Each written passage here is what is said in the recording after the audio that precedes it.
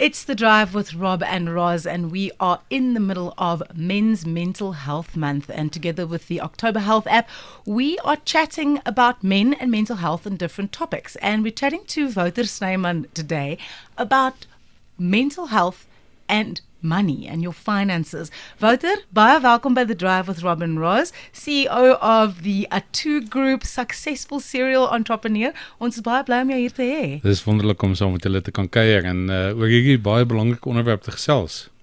Ek dink dit is 'n baie belangrike onderwerp, because mental health conversations often center around feelings of depression or stress, or it's sort of how you can deal with yourself. Yeah. But then there are external factors that contribute to those things. And money is a huge driver of those sort of feelings. Yeah, it's massive. I think money is most probably one of the biggest drivers. I mean, if we look at relationship trouble, sometimes money is the origin. 60% of divorces in South Africa, the cause is money. So it's not just a lack of money in your bank account, it's the effect, because that's the result of something. And it starts way back at our beliefs and how do we think about money, and then eventually the impact. Now, and I suppose the closest resemblance to our thoughts about money is when you hear the word, what is your immediate emotions? And it's almost that Mufasa moment, if you remember The Lion King, where the hyenas were talking to each other and the one said Mufasa and they were kind of shivering. Yeah. Yes. And sometimes I think when we say money, you get that tingling feeling as well. And then maybe I don't have control over it. So, hoe gemaak nou as jy, ek dink daar's baie druk op mans veral om te voorsien vir die familie, en daar is net hierdie tradisionele persepsie amper dat die man is die hoof van die huis en ek moet seker maak daar is geld. En op hierdie stadium is dit moeilik. Ons woon in 'n land waar die ekonomie regtig nie op die oomblik so goed gaan nie. So mans het daai ekstra druk op hulle om te voorsien vir hulle families. Absoluut. En ek dink ons uitdaging is dat is wat ons learned behavior, hoe het ons geleer om dit te hanteer, en eintlik is die vraag begin, sy oorsprong is, waar het jy geleer van finansies? Het jy by jou ouerhuis geleer? En ek dink baie van ons, as ek met mense gesels, sê hulle nee, ek het nie. Want my ouers het nie geweet hoe om finansies te bestuur. En die vraag is dan, het jy by die skool geleer? Nee, ons is in die 21ste eeu, ons leer nog steeds die kinders van finansies op skool nie, is tragies. Universiteit, of dalk die kerk, of by jou huis. So die vraag is, waar het ons geleer? En meeste van ons het the school of hard knocks, is ons maak foute, en as jy mooi dink daaroor, foute skep vrees. Die omstandighede waarin ons leef in die laaste paar jaar was eintlik maar hoofsaaklik gedrewe deur vrees. En hoe reageer jy op vrees? Enige vrees van enige soort. Geld is niks anders nie. En as vrees maak dat jy vries, beteken dit as dit kom by finansies, ignoreer jy doodgewoon net die uitdagings wat gebeur oor jou en kom oor jou pad. Dalk vlug jy, dalk is dit maar net 'n kwessie van ek het so 'n volstrysmentaliteit, ek druk my kop in die sand en ek dink dit gaan verbygaan. Of dalk veg jy in jou huis oor finansies. As jy vrou sê, maar hoor jy ons kort dit, en as jy in 'n veglustige by is, niks van dit dra positief by tot die hantering daarvan. So wat is die eenvoudigste advies wat ek kan gee is, jy moet doodgewoon meer kundig kan raak oor finansies. Ek dink opvoeding is reg deur die bank in Suid-Afrika groot uitdaging op enige vlak, maar definitief ook finansies. So raak bekend met die basiese beginsels van finansies. As jy voel jy is nou in die moeilikheid, deur dit te ignoreer gaan nie beter raak nie. So jy moet iets doen daaromtrent. So wat doen ek? Kry 'n stukkie papier uit, begin doodgewoon net sê, maar wat is my inkomste? Waarop spandeer ek geld? Hier pizza family meeting. Sit 'n pizza in die middel neer en die ooreenkomste is, ons gaan nie vandag veg nie. Ons gaan letterlik doodgewoon met mekaar gesels. Ek onthou in COVID het ek en my familievergadering gehad en doodgewoon gesê, ons is onbekende omstandighede, ons moet dit anders hanteer, ons moet dit as 'n familie hanteer, want doodgewoon wat ons doen is as mans, is ons gaan in hierdie skop in, ons probeer alles self uitsorteer. And we not always that great at it. Yeah, I think that's an important point to consider, because it's not an easy thing to talk about. You'll hear a lot of people around the braai talking about all sorts of things, and people will make vague noises, medical aid is so expensive at the moment. The economy has gone up. The petrol price. But nobody actually will sit down with their mates and be like, guys, I'm broke, huh? I don't know what to do. And then the conversations about cutting back on luxuries and so on. As you say, as jy 'n familie is om die tafel en jy sit en jy gesels met almal en jy sê, wat het ons eintlik nodig? Wat kan ons sonder meer oor die weg kom? Wat kan ons doen? It's a much healthier place to have that conversation because it lets you be less scared of that conversation. I think the one element of finance is that, statistics show that 97% of South Africans will never be financially independent. So that means if you feel that you're in a corner, you're not the only one. Chances are that 9 out of 10 of your mates is in exactly the same position. So it's far more common than what we think. We think we're the only ones, and you're not. You're definitely not. That's the first thing. Second thing is, I almost want to give you this reassurance. It's not your fault. Yes, maybe you've made mistakes, and we all do. Some of us does really dumb stuff. And then afterwards, that was really, I shouldn't have done it. But don't take the blame away from yourself and just take some ownership about it. And having a buddy or someone to talk to, just around a general conversation, is that, listen, what's worked for you? Maybe I can try something.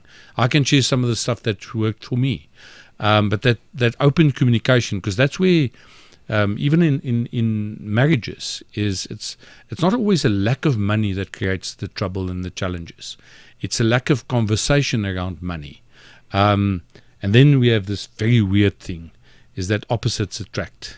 So that means the way I think about money, my spouse or my partner might not think the same way. Yeah. And it's kind of getting on that same wavelength that we know that we differ, and that's good and that's great, because we have to differ. But in that differences lies power, because the way I see it, my spouse might see it in a different way, and she might see it in a better way. And two definitely makes a stronger team than just one. Yeah, I think that's an important point to consider, actually, is that opposites attract. Because you get people who, and it doesn't matter which partner it is, but some households, like the one person just doesn't know what's going on and doesn't care. It's like, oh, well, the money's always there. I'll borrow the credit card. I'll spend what I want. As long as there's groceries and stuff in the cupboard, I'm not really too concerned about how they get there. Yeah, absolutely. And once we acknowledge that, then we realize that it's not like I'm right all the time or that I'm wrong all the time.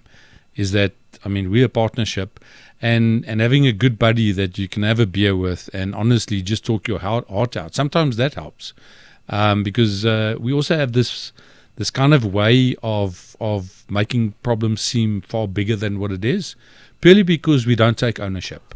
And yes, we are living in a tough environment. It is. Maybe some good news. I think it's going to get better, not quickly, but there's some massive positive signs in our economy. People are taking ownership around things like serving the community and making a difference. And sometimes what you and I need to do is count our blessings.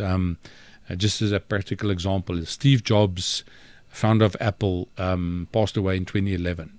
He was worth around about $11 billion. And a quick question I ask people is, how much of that money do you think he would have exchanged for your or my life right now, with all our challenges? And I suppose the question is everything. So from a money perspective, we're actually worth billions, because sometimes true wealth is everything money can't buy. And do we count those blessings? Because we tend to look at all the trouble, but we don't focus on what's actually going well. If you've got a loving family that loves you, there's people that will pay. Ask Bill Gates. He doesn't have a relationship with his wife. She divorced him. He's one of the wealthiest people in the world. So money can't solve all problems, and you need to have a perspective of what are the things that's really working great in my life. If I'm healthy and I'm fit, what did I do to get there? And the chances are you didn't wake up and run a marathon. You started with very small habits.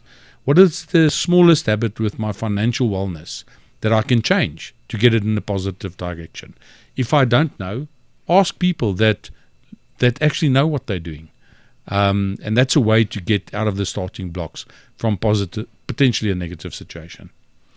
Wouter, jy beskryf jouself as 'n serial entrepreneur. Jy het al 15 besighede begin en die nommer gaan nog groei en groei en groei. Maar entrepreneurskap is nie altyd so maanskyn en rose soos wat dit lyk nie. It's a lonely road at times. And sometimes you're a serial entrepreneur because this one didn't work, so I got to start something else, and then that doesn't work. So how do you kind of deal with the mental health aspect of that if you are not successful? That 15 doesn't count the ones that failed, because there's many. And sometimes I think that failure is a better teacher than success, because kind of when you are successful and by grace you achieve some things, firstly, it's never because of yourself.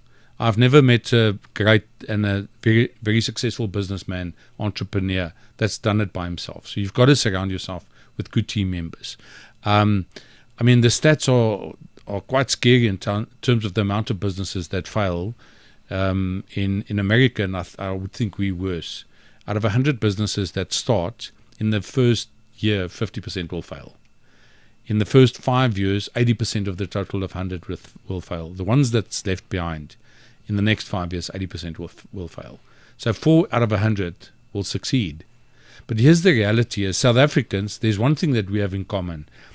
We're most probably one of the most resilient people in the world. I mean, I've had the privilege of traveling, and I just come back every time and realize that, you know what, there's a brilliant book written, and it says failing forward. And the context is that what have you learned from your failures? So I try and do that. I've failed in business. I never let that define me. It wasn't having a failure behind you is not who you are. It's possibly just where you were at that point. And the question is, what can you learn from a failure? I mean, we know some of the world-class business people out there failed dismally many times. It's just their resilience, and we have plenty of that. It's interesting to hear you say that, because you mentioned earlier, we don't talk about the pressures that come with finance often because you feel scared and ashamed of it. And it's almost like shame is one of those things where, like, until I engage with the thing, I'm okay. It's once I've engaged with it, then I've sort of owned up to it, and now I have failed, and now everyone can see it. And I feel like serial entrepreneurs, it's sort of that thing about, if this business fails, that's not the shame I'm carrying, because the goal is to make something work. So if this one didn't, on to the next one. And I think it's a very difficult mindset for people to get into, because once bitten, you don't want to get bitten again. So people just shut down. Here's our challenge. I think we brought up not to celebrate failure. And what I mean by that, but if you think back, way back when, and you and I can't remember that, when we were just born and we get to that phase where before we walk, what did we do? We crawled. And imagine a mom after the 5th or the 6th or the 10th time that you tried to get up and you didn't succeed, said to you, no, you're one of those slow children, you'll never walk, just crawl. Okay, and if we look at adults around us, they don't crawl, because we kept on failing until we could walk. But then at some point in time, what we do is our parents put us in a protective little box with cushions around us, and they create this barriers for us not to get hurt. And through life, we are taught this principle that failure is bad. In actual fact, failure is essential for life. We've failed many times at everything that we do. But unfortunately, what doesn't happen is financial failure and business failure. There's kind of this we think there's this public ridicule.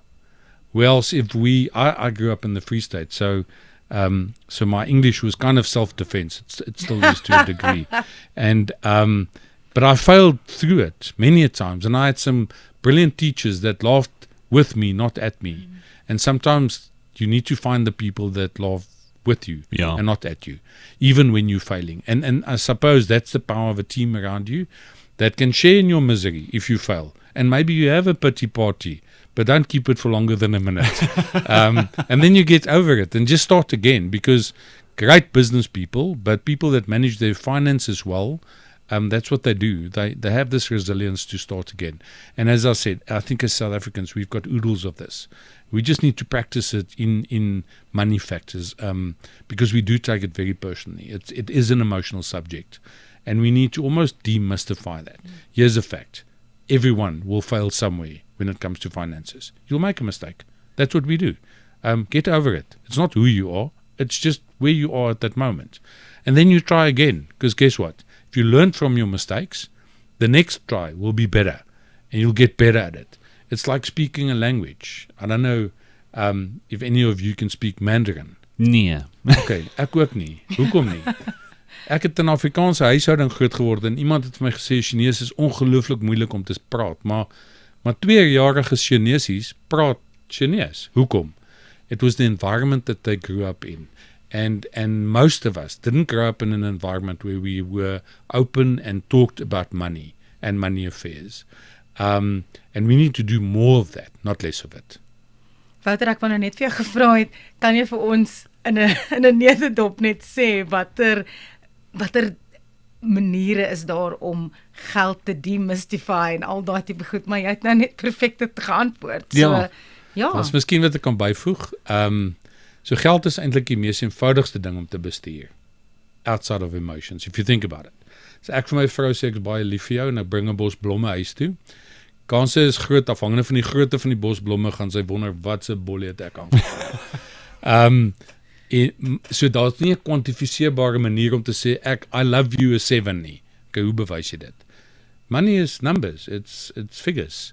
So the problem is we always think it's maths, and then as ek vir mense vra, hoorie, maar as jy 'n wiskunde genius, dan sê hy nee, ek is nie. En dan onmiddellik dink hy dit diskwalifiseer om van finansies in te doen nie. Daar's 4 belangrike konsepte van geld wat jy moet verstaan. Een is inkomste. Meeste van ons verstaan dit en ons verdien dit. Maar ons doen dit in 'n aktiewe manier, menende ons ruil tyd vir geld. En die probleem daarmee is, ons kan nie noodwendig meer tyd kry nie. So dis die beperking. So jy moet iets anders doen daarmee. Die tweede konteks is uitgawes. En uitgawes is behoeftes en begeertes. Behoeftes is daar 6 uitgawes wat ons verstaan. Huis waarin ek bly, kar wat ek ry, kos wat ek eet, klere wat ek dra, versekering en opvoeding, education. Daai 6 goed maak jy behoeftes uit. As jy, ons weet dit is wat ons moet betaal, of jy maak nie saak waar jy bly nie, jy hoef nie in 'n mansion te bly nie, want dit is 'n begeerte. Jy kan baie gelukkig in 'n 3 slaapkamerhuis bly, as in 'n mansion, maar jy het niks stop jy om in 'n mansion te bly nie, maar dis 'n begeerte, verstaan die verskil. En die laaste een is belegging. En die belegging is eintlik en dis jou begroting, behoefte, begeerte, belegging. En as jy R100 nood het en dis jou inkomste, is daar so 'n rule of thumb wat sê R50 van die R100 gaan na behoeftes toe. R30, hopelik bietjie minder, gaan na begeertes toe. R20 gaan na beleggings toe. En belegging in wat? Belegging in die verlede wat gewoonlik skuld is. Ongelukkig is 70% van Suid-Afrikaners blootgestel aan skuld. Ons het te veel skuld. Ons moet deel daarmee. Maar dit kom ook terug na education toe. Wat is jou verstaan van skuld? Weet jy hoe dit werk? En as jy nie weet nie, praat met iemand wat weet. Ons het nou 'n bietjie gesels oor 'n geskenkie wat ek dalk vir julle kan gee. So uitgawes is dan behoeftes en begeertes. En as jy inkomste min uitgawe, gee vir jou 'n antwoord. En daai antwoord is positief of negatief. So dis 'n tekort, menende ek het tekort geld, ek gee meer uit.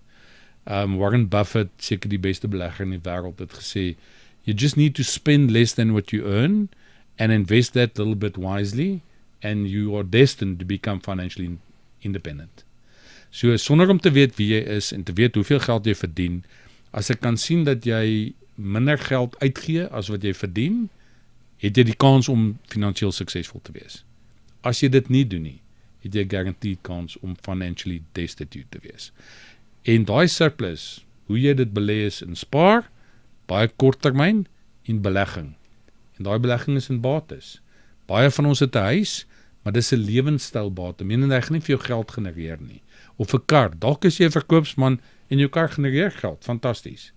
Men moet 'n beleggings belê wat inkomste genereer. En daai inkomste is, jy doen dit passief. Jy ruil nie tyd vir geld nie. En dis die siklus van geld. Dis so eenvoudig soos dit is. So there it is. That's how simply you can think about it. And it makes a lot of sense, but it's so difficult in the world.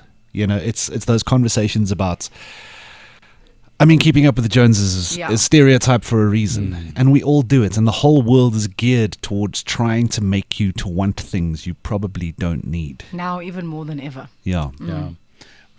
We are obviously bombarded with marketing messages and the likes, thousands and thousands a day. And it's your ability to not act on those.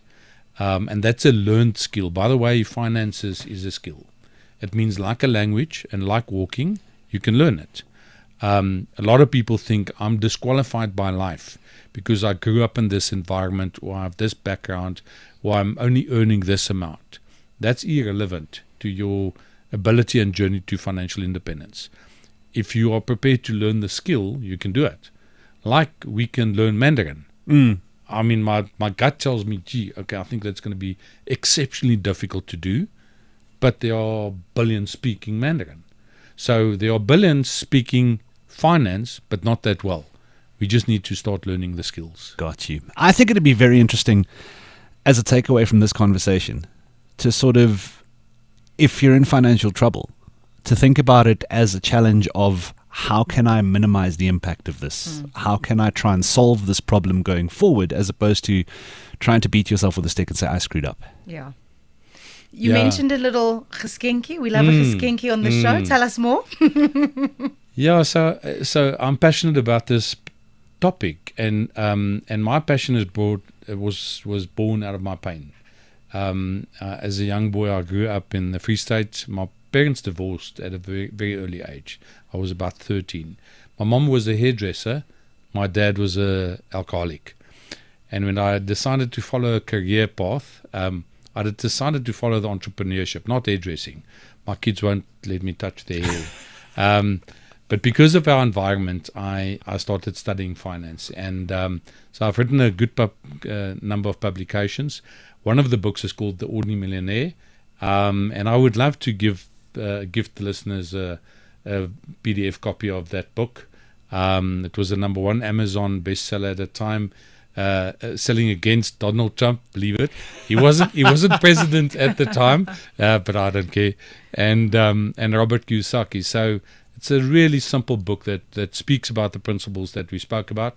It does talk about the emotional component of it, and how do you take yourself through a journey. And it's typically any new skill that we learn. Initially, we're fearful of it and we don't do it well, but we do small little things to enhance it, like driving a car.